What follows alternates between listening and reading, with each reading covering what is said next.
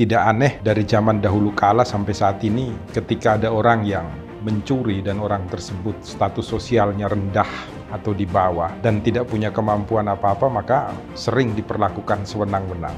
Bukan hanya oleh aparatur hukum, tetapi juga oleh masyarakat di sekitarnya atau sekelilingnya. Seolah-olah kita adalah malaikat atau orang yang tidak pernah berbuat salah.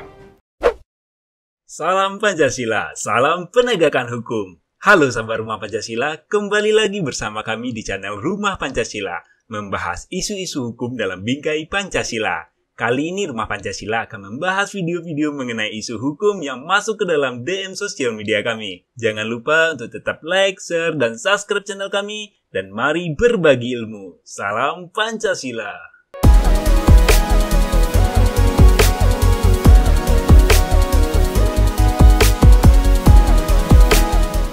Salam Pancasila, salam penegakan hukum. Buka mata, buka telinga, buka hati.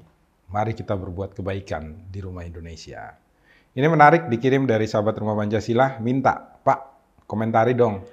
Dari Info G ya, kami ngambil tentang sebuah video viral.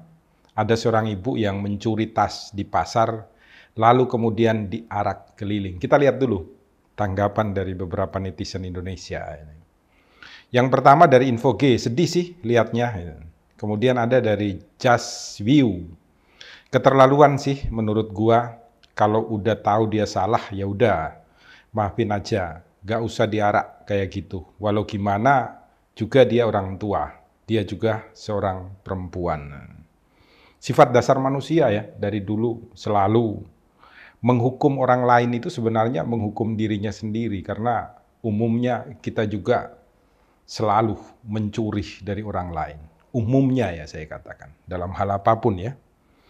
Sehingga tidak aneh dari zaman dahulu kala sampai saat ini ketika ada orang yang mencuri dan orang tersebut status sosialnya rendah atau di bawah dan tidak punya kemampuan apa-apa, maka sering diperlakukan sewenang-wenang. Bukan hanya oleh aparatur hukum, tetapi juga oleh masyarakat di sekitarnya atau sekelilingnya. Seolah-olah kita adalah malaikat atau orang yang tidak pernah berbuat salah. Maka jangan heran kalau ada kemudian yang komentar di sini dari Asrori 17 ya. Coba yang korupsi bansos dibuat gini ya, tapi nggak mungkin. Ya.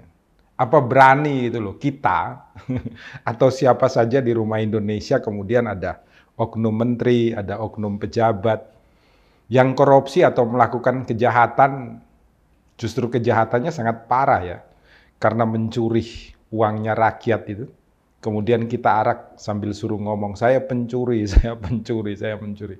Siapa yang berani di Rumah Indonesia? Tidak ada yang berani. Tapi ketika rakyat kecil yang sebenarnya mereka sudah tidak mampu lagi untuk makan dan minum, sehingga jalan keluarnya satu-satu adalah mencuri. Karena negara abai, pemerintah abai, kemudian kita yang di sekitarnya juga abai, maka yang terjadi adalah jalan keluarnya mencuri. Karena sudah merupakan watak dasar manusia adalah mempertahankan hidupnya. Dengan apa? Dengan kebutuhan pokok, yaitu makan dan minum. Ini sebenarnya menghukum diri kita semua di Rumah Indonesia ya, sangat memalukan, sangat tidak pantas, sangat tidak patut.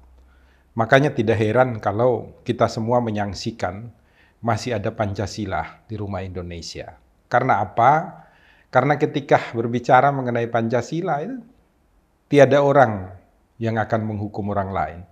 Karena semuanya sadar ketika ada orang berbuat salah, kewajiban kita adalah merawat, membina, melindungi, dan membuat dia untuk tidak melakukan kembali.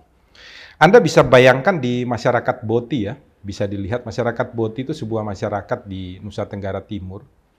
Di sana itu kalau ada orang mencuri makan, minum, atau mencuri apapun, satu kampung itu akan kumpul kemudian menyediakan barang yang dicuri tersebut untuk diserahkan kepada dia. Umpamanya yang dicuri adalah telur, maka satu kampung itu akan mengumpulkan telur dan menyerahkan kepada dia.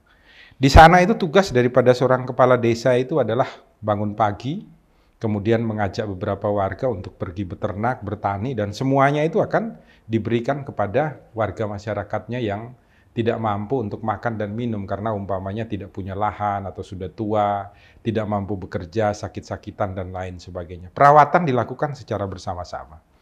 Makanya seorang peneliti dari Amerika itu 15 tahun tinggal di sana, namanya Eleanor Roosevelt kalau saya tidak salah itu. Berada di sana untuk meneliti kok masyarakat Indonesia itu ada yang sebaik ini di dalam penyelesaian masalah itu. Ketika berhubungan dengan kebutuhan hidup pokok di dalam kehidupan sehari-hari. Maka selama 15 tahun itu dia menyimpulkan ini bagus untuk menjadi sebuah tata cara kehidupan kita di dunia ini.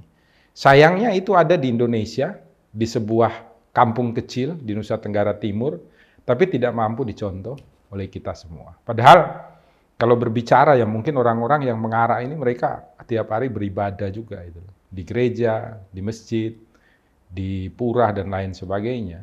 Tetapi ternyata mereka tidak mampu untuk menangkap bahwa kita setiap hari ini juga kan mengambil makan dan minum ini kan dari kasih Tuhan itu loh.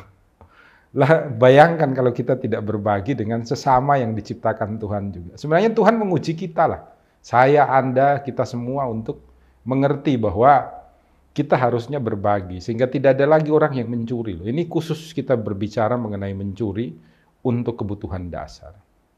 Dan jangan lupa loh, perempuan itu adalah yang melahirkan kita semua, merawat kita semua di rumah Indonesia. Tidak pantas, tidak layak, tidak patut, dan sangat nistah kita memperlakukannya seperti ini, mempermalukan mereka yang sebenarnya bertahan untuk hidup di rumah Indonesia. Maka jangan lupa, buka mata, buka telinga, buka hati. Praktekkan nilai-nilai ibadah Anda dalam wadah Pancasila. Kitab suci orang Indonesia. Salam Pancasila, salam penegakan hukum. Jangan lupa subscribe dan selalu viralkan video-video dari Rumah Pancasila. Melapangkan